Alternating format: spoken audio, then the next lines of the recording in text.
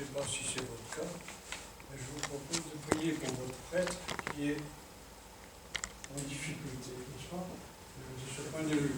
Vous avez eu des coliques néphrétiques cette nuit. Je ne sais pas si vous avez l'expérience de ce genre de choses, mais j'ai toujours entendu dire que c'était épouvantablement. On a l'impression d'être scié en deux comme le prophète Isaïe. Alors, comment prier pour lui? Vous voulez bien vous asseoir? Je suis impressionné. Moi aussi. Ah, ça c'est une première chose. Deuxième, voilà, nous sommes devant ce profond mystère de l'ascension. Et il me semble, en réfléchissant un peu, on peut dire deux choses. Est-ce que vous avez lu les évangiles synoptiques, c'est-à-dire les trois, Matthieu, Marc et Luc, juste avant de l'ascension, avant de faire cette expérience? Je l'ai faite il y a 2 ou 3 jours, et on voit très bien une chose. Le Christ est venu dans le monde, il s'est incarné et est vraiment devenu homme. Comment est-ce que les hommes se sont installés dans l'univers, ayant quitté l'intimité divine originelle? Ils se sont installés comme rois, prêtres et prophètes. Vous savez, on chante, il a fait de nous du roi, c'est des prêtres. Alors, l'évangile royal, c'est l'évangile de Marc, c'est celui que vous venez d'entendre. Le Christ, juste avant de partir, de s'élever dans les cieux, il dit, allez, enseignez et baptiser, et il dit, et prêchez pas à toute la création. Étonnant. Alors, c'est l'évangile royal. Qu'est-ce qu'il envoie les hommes faire? Eh bien, il les envoie remplir le rôle initial de l'homme qui consistait à humaniser toute la création. Mais pas seulement les autres hommes, mais les pierres, les végétaux, les minéraux, et ainsi de suite. Alors, il dit, par exemple, le Christ, ici, juste avant de partir, allez et prêchez toute la création. Alors, je vous citerai plusieurs exemples d'hommes qui ont fait cela. Je ne sais pas si vous y pensez de temps en temps. Quand tu vas dans les rues le matin, voilà, le bruit qu'il y a, tu prêches en disant, voilà, Christ est ressuscité. Ah oui, je penserai maintenant. Tu penseras peut-être, oui. Moi, je veux dire, j'étais un jour, je vais raconter, avec Monseigneur Jean au Portugal.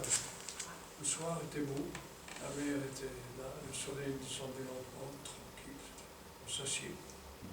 Au bout de 3 minutes, l'évêque Jean se tourne vers moi et dit, je suis un salaud. Parce que tu vois, c'est tellement beau, j'ai commencé à profiter, mais je me suis souvenu que l'homme n'est pas fait pour profiter, l'homme est fait pour dire ce que dit le Christ, prêcher à la création. Alors j'ai dit à l'océan, Christ est ressuscité. Oh, il m'a dit merci, ça fait 12 siècles que personne ne m'a dit ça.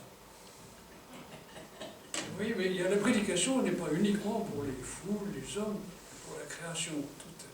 Voilà. Un autre exemple, c'est Ben le Vénérable, vous connaissez? Un Anglais, il dit ça, oui, il est pas anglais, il était sceptique. Voilà, il était aveugle et il aimait prêcher. Alors ses disciples, il avait de nombreux disciples, c'était un grand-père, Starretz, et ses disciples l'ont amené un jour devant un endroit tout à fait nu, il n'y avait personne. Il dit, la foule est là, attends ton discours. Il fait un énorme hurlulis, et tous les disciples rigolaient pendant ce temps, parce qu'il n'y avait personne.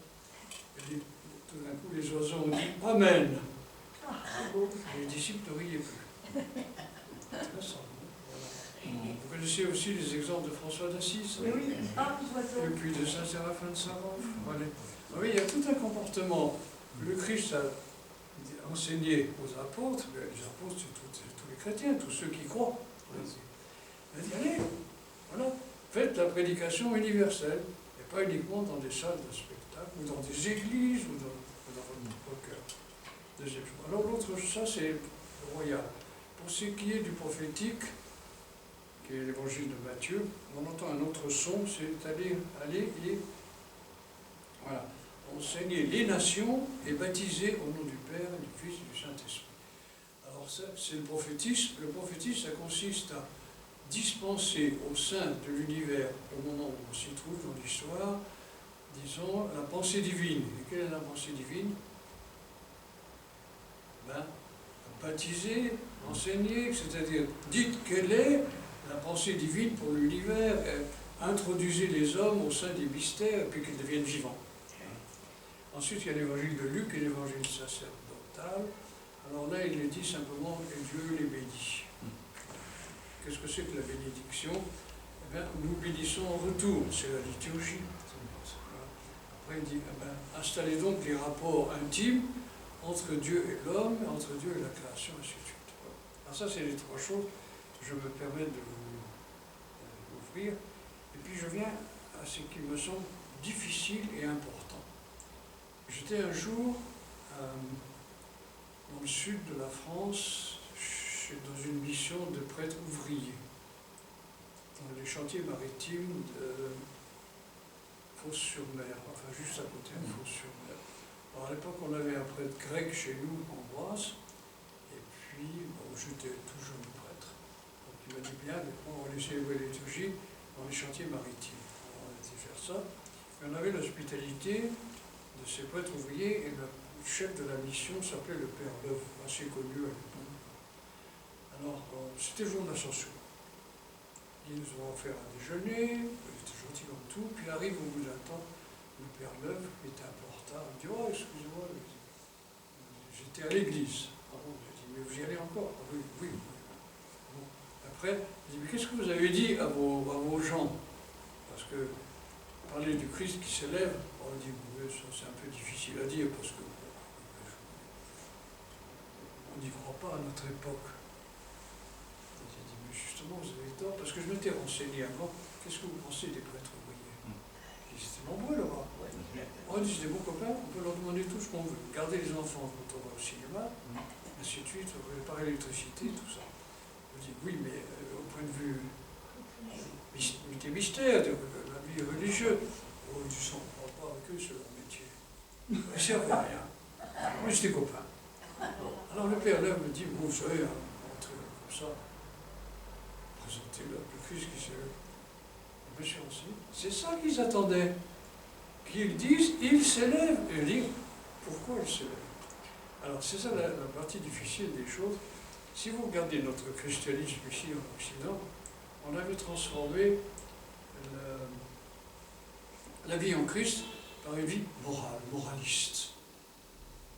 Il est venu pour installer une bonne mœurs, n'est-ce pas, dans la christianité.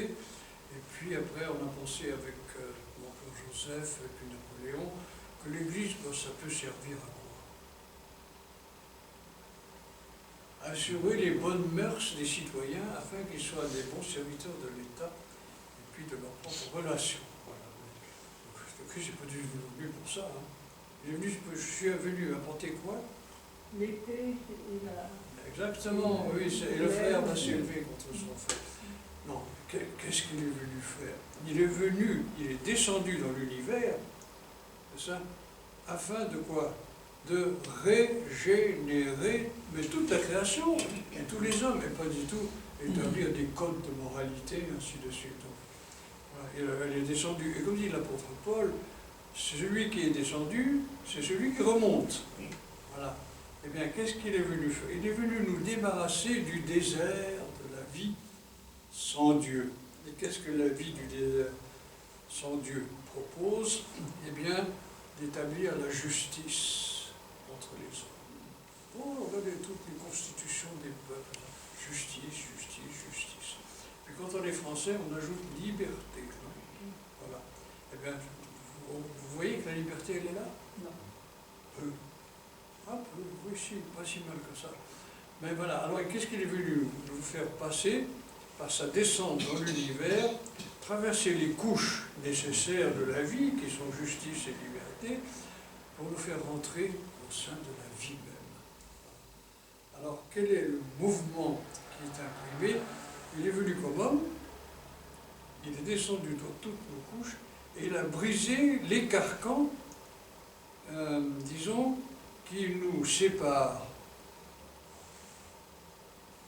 de Dieu, avec notre vie quotidienne, du carcan qui sépare le ciel de la terre, les carcans qui séparent l'extérieur de l'intérieur de l'être humain. Ça, il les a tous brisés par la descente, il est descendu jusqu'où? Troisième sous-sol, non? Non? Jusqu'aux enfers. Qu'est-ce que c'est les enfers? C'est le chaos. C'est le chaos initial. Voilà. Et bien, et puis après, qu'est-ce qu'il a fait? Il a remonté toute cette création et l'humanité en tête, voilà, vers l'intimité divine en brisant tous les cercles et les codes de séparation. Alors, dans l'existence, n'hésitez pas, quand vous avez des problèmes de ce genre qui créent des séparations, mettons, entre l'âme et l'esprit, entre le corps et puis l'esprit, entre le monde extérieur et le monde intérieur, d'entrer dans la même attitude que celle du Christ, qui est celle de l'abnégation, descente. Comment dirais-je? Se déranger complètement pour que tout ce qui est déglingué puisse retrouver la vie. Et ça nous arrive souvent dans la prière. Vous n'avez pas remarqué? On prie, puis tout d'un coup, qu'est-ce qui se passe? Rien. On entre dans une sorte de désert. Alors ce qu'il faut, c'est tant pis, on n'est pas à la hauteur de la prière. La prière, au fond, c'est l'accessibilité à Dieu. Mais aussitôt que tu entres là-dedans, il descend, lui, à l'intérieur, et il brise tous les carcans. Et au plus, si on est un peu patient, eh bien, on éprouve cette remontée intérieure qui fait qu'on accompagne le Christ, disons, là où il convient. Je ne sais pas si je me fais comprendre. Mais rappelez-vous, le Christ, qu'est-ce qu'il a fait? Il a fait abnégation totale, même de sa divinité. Et puis, quand il est arrivé aux confins de l'univers, il a fait éclater tous les carcans. Et puis, après, il a repris l'humanité comme aux origines, il l'a refaite et puis il a remonté jusqu'au sein de la vie divine.